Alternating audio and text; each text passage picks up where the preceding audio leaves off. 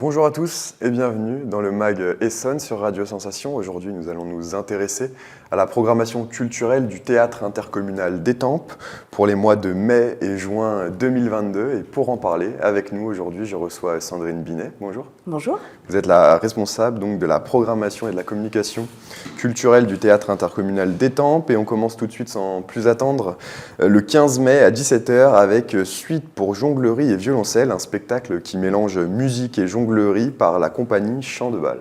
Oui, alors c'est un spectacle de Vincent de Lavenaire, qui est un jongleur qui a inventé un système de bal musical. Ce qui fait que quand il jongle, il joue de la musique. Et dans ce spectacle, il joue en duo avec le violoncelliste Fabrice Billan. Donc ils vont nous emmener dans un univers musical à la fois avec des compositions personnelles et puis aussi un univers baroque. On va jouer du Bach, du Marin-Marais. Et dans ce spectacle, la musique va à la fois se voir et la jonglerie va s'entendre. Donc c'est vraiment un mariage musical très inédit. Et l'originalité de ce projet également, c'est que Vincent de Lavenaire a mené tout un projet d'éducation artistique avec une classe de CM1, CM2 de l'école de Morigny-Champigny, l'école Alphonse Daudet. Et les élèves avec lesquels il a travaillé sur la jonglerie vont faire la première partie de ce spectacle. Donc en levée de rideau, on aura droit à une performance de ces jeunes élèves. Alors vous nous dites que les balles de la jonglerie donc, deviennent un instrument de musique, si j'ai bien compris. C'est exactement ça, oui. Alors le reste de la programmation sera, lui, hors les murs, avec d'abord un spectacle gratuit donc au Jardin du Silo, au Mérévillois. Ce sera le vendredi 20 mai et à 20h. Le collectif 2222 présentera donc Traverser la rivière sous la pluie, un spectacle en extérieur, donc c'est ça. Oui, alors ce spectacle aura lieu dans le Jardin du Silo. S'il pleut, nous nous rapatrierons sur la salle des fêtes de Méréville, mais l'idée c'est vraiment de raconter en extérieur cette épopée, alors cette histoire Traverser la rivière sous la pluie, c'est un spectacle de clown, de théâtre gestuel, un spectacle burlesque qui réunit une troupe de jeunes comédiens qui ont tous été formés à l'école Jacques Lecoq, qui sont vraiment formidables et qui nous racontent une histoire d'exil, de fuite. Un groupe de personnes, une famille qui fuit sans doute des combats et qui arrive devant une rivière dont le pont a été détruit. Il faut franchir cette rivière, il y a une urgence et en même temps comment le faire on va avoir recours à des procédés parfois loufoques ou poétiques. On est à la fois dans quelque chose, un spectacle extrêmement humain, très humaniste, qui nous parle de l'accueil de l'étranger, de la barbarie aussi, de comment le fuir, et en même temps un spectacle plein de poésie et de tendresse. C'est un spectacle qui résonne vraiment tout particulièrement dans cette période compliquée. Dans cette période actuelle. Le lendemain, samedi 21 mai à 16h, on remet ça au Mérévillois avec un autre spectacle de théâtre.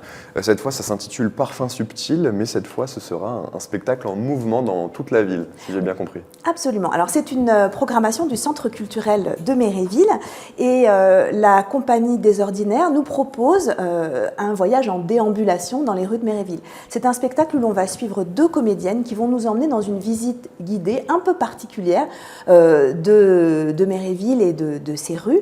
L'idée, c'est de partir sur les traces de femmes qui vont nous faire percevoir leur perception et leurs sensations dans la rue. Quelle est la place des femmes dans la rue? Les villes ont été construites par des hommes, parfois pour des hommes.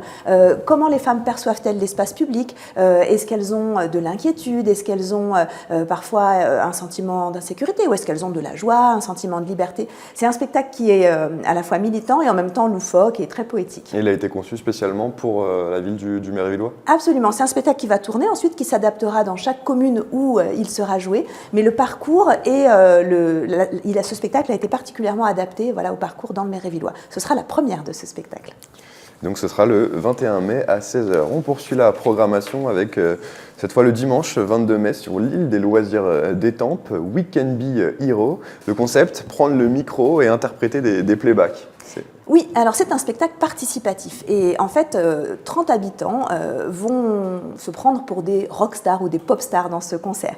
Effectivement, ils vont s'emparer de micros, mais de micros qui ne seront pas reliés à des enceintes, ce sont des accessoires de jeu et ils vont chanter en playback cette chanson. Alors le répertoire va d'Eminem à Björk, Arcade Fire, on sera sur un répertoire très tonique et vraiment l'idée c'est de proposer à des habitants, accompagnés par des artistes, de travailler sur un projet artistique extrêmement ludique et très partagé. voyageurs. Et de travailler la mise en scène, surtout ça, le partage aussi avec le public, j'imagine. Absolument. En fait, il y aura trois journées entières d'ateliers qui vont précéder ce grand concert.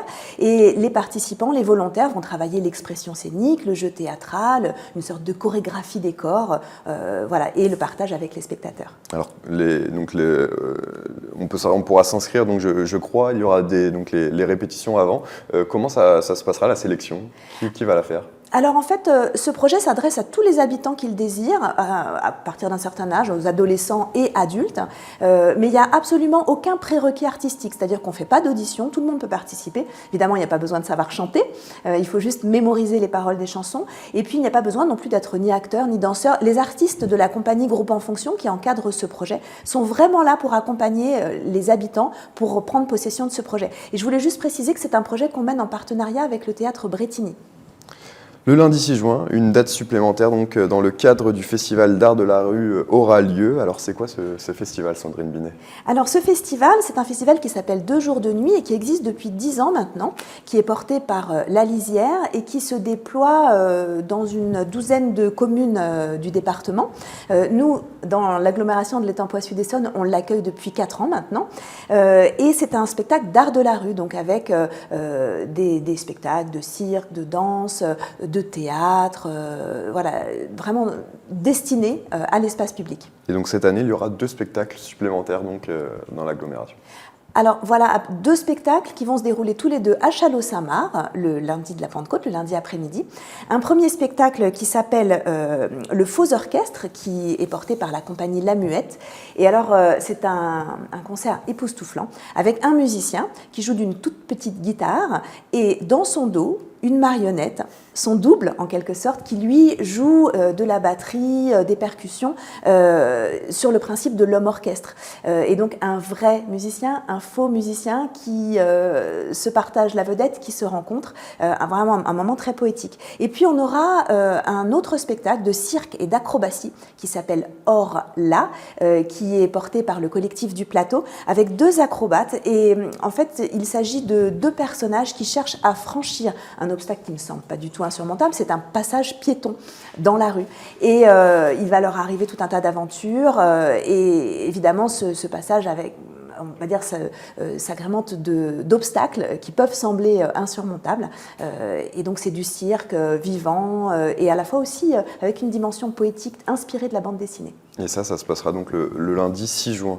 Et on continue de dérouler la programmation culturelle avec vous, Sandrine Binet, donc le samedi 11 juin à 21h à Châtillonville cette fois, pour un spectacle intitulé La France profonde. Alors c'est un spectacle à découvrir dans une cour de ferme, direction de la campagne.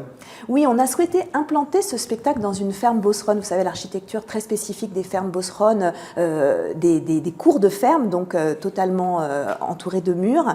On est dans une très belle ferme à Châtillonville. Et pourquoi dans une cour de ferme? Parce que c'est un spectacle qui parle du lien à la terre, en fait. La compagnie La Grosse Situation a créé ce spectacle en allant rencontrer des agriculteurs de toutes sortes. Des agriculteurs qui font des céréales, des maraîchers, des conventionnels, des bio, des anciens, des jeunes, des néo-ruraux, des lycéens aussi qui se destinent au métier d'agriculteur. Et tous parlent de leur rapport à la terre, de ce qui les lie en fait à la terre, comment ils l'exploitent, et ce rapport intime profond. Et la compagnie en a fait un spectacle porté par 3 comédiens qui n'est pas du tout manichéen, qui est vraiment profondément humain et très intelligent, voilà, qui nous montre vraiment l'importance essentielle de travailler ce rapport à la terre. Et le jouer donc à Châtillonville, ça a du sens. Et enfin, donc, pour clôturer la programmation, rendez-vous le samedi 25 juin. Alors cette fois, ce sera pour du théâtre immersif au Mérévillois, pour un spectacle en déambulation intitulé Série Noire, la Chambre Bleue. Oui, alors c'est un spectacle qui est conçu par le collectif In Vitro. Et ils ont adapté un roman de Georges Simenon qui s'appelle La Chambre Bleue. C'est une histoire d'amour passionnel, d'adultère, qui va prendre une dimension meurtrière. Et l'originalité de ce spectacle, c'est que l'auteur, Éric Charon, l'adapte à chaque fois au lieu dans lequel il est joué.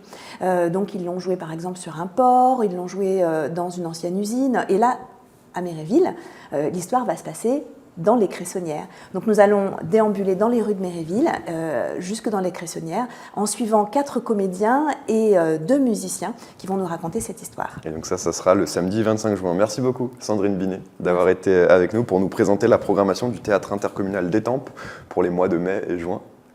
Merci à vous. Et pour réécouter cette émission, il y a notre chaîne YouTube, notre application et notre site internet Radio Sensation.